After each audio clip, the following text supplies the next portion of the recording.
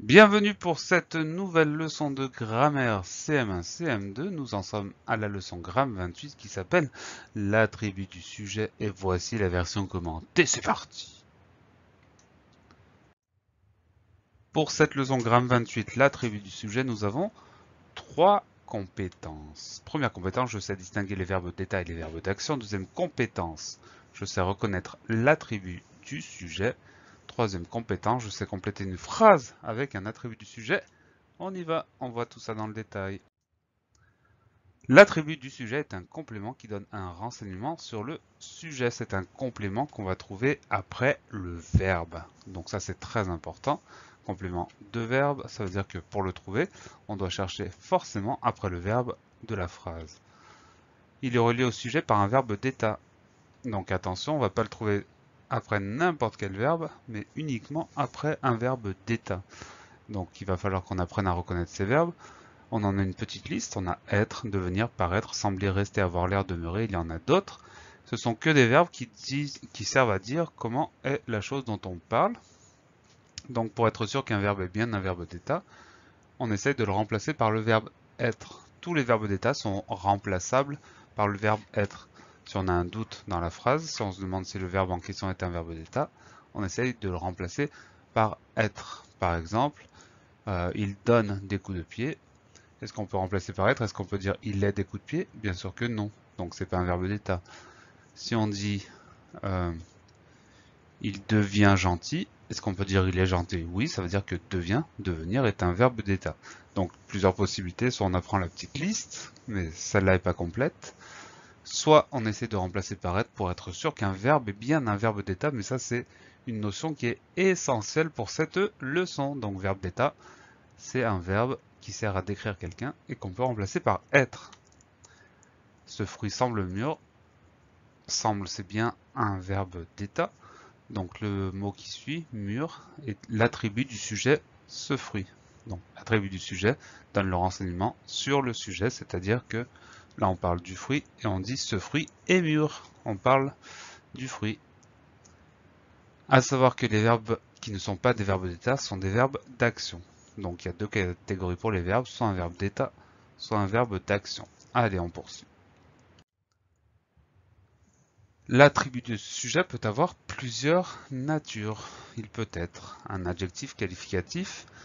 Quand on dit le ciel reste gris, gris c'est un adjectif qui sert d'attribut du sujet puisque on a le verbe rester qui est un verbe d'état. Le ciel reste gris, gris adjectif qualificatif, attribut du sujet, le ciel.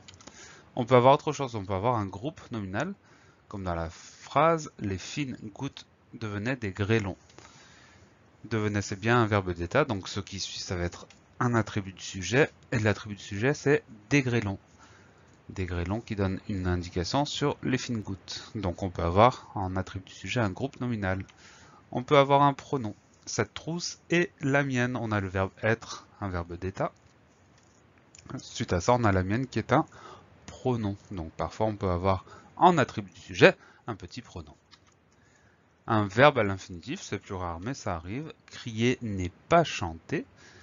Dans ce cas-là, on a encore une fois le verbe être, un verbe d'état, et suite à ce verbe être, crier n'est pas chanter. Chanter, c'est bien un verbe à l'infinitif qui sert d'attribut du sujet. Et enfin, on peut avoir un nom propre, le responsable est Florian. Une nouvelle fois, on a le verbe être, c'est bien un verbe d'état, et suite à ce verbe être, on a un nom propre, le nom Florian. On va prendre des exemples par rapport aux différentes compétences. Première compétence, je sais distinguer les verbes d'état et les verbes d'action. Donc on vous donne un verbe, à vous de dire, de retrouver s'il s'agit d'un verbe d'état ou d'un verbe d'action. On se rappelle que les verbes d'état servent à décrire quelqu'un, à dire comment il est, alors que les verbes d'action parlent d'autre chose, ils disent ce que fait le sujet, c'est-à-dire la personne. Là, évidemment, c'est un verbe d'action. Et oui, c'est logique. Sembler. Sembler. Est-ce que sembler, ça sert à décrire quelqu'un? On va dire quoi? On va dire il semble fatigué. Est-ce qu'on peut dire à la place il est fatigué? Oui. Donc c'est bien un verbe d'état. Donc on se rappelle, on essaye de remplacer par être si on n'est pas sûr. Et si on y arrive, verbe d'état. Avoir l'air, alors c'est plus qu'un verbe, hein, c'est une expression verbale. Il a l'air fatigué. Il est fatigué, oui, ça marche. Donc c'est bien une... on va appeler ça un verbe, mais c'est une expression d'état. Regarder. Je regarde la télévision, je suis la télévision. Non, ça marche pas. Donc ça parle pas d'un état, ça dit pas comment est quelque chose, mais plutôt c'est une action. Voilà. Et enfin, paraître. Il paraît heureux, il est heureux, ça fonctionne. Verbe d'état. Allez, on change de compétence. Je sais reconnaître l'attribut du sujet. On a une petite phrase. Ce matin, je me sens fatigué. Donc, on va essayer de retrouver le verbe. C'est me sens, c'est-à-dire se sentir. C'est un verbe d'état. Donc, l'attribut du sujet, je me sens comment? Je me sens fatigué. Ensuite, mon chat est très rigolo. On a le verbe être, un verbe d'état. Mon chat est comment? Mon chat est quoi? Mon chat est très rigolo. Et enfin, de là, la maison paraît petite. On a le verbe paraître, qui est un verbe d'état. La maison paraît comment? Elle paraît petite. Attribut du sujet. Troisième compétence. Je sais reconnaître l'attribut du sujet. Non, la nature de l'attribut du sujet pour être plus précis.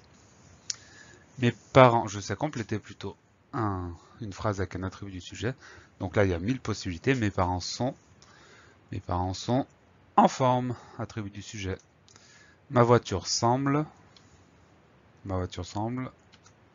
vieille et sale. Très bien, pourquoi pas. Et enfin, ces animaux paraissent intelligents. Attribut du sujet. Voilà pour cette leçon de grammaire. J'espère que tout est bien clair pour vous. Je vous donne rendez-vous très bientôt pour une nouvelle leçon.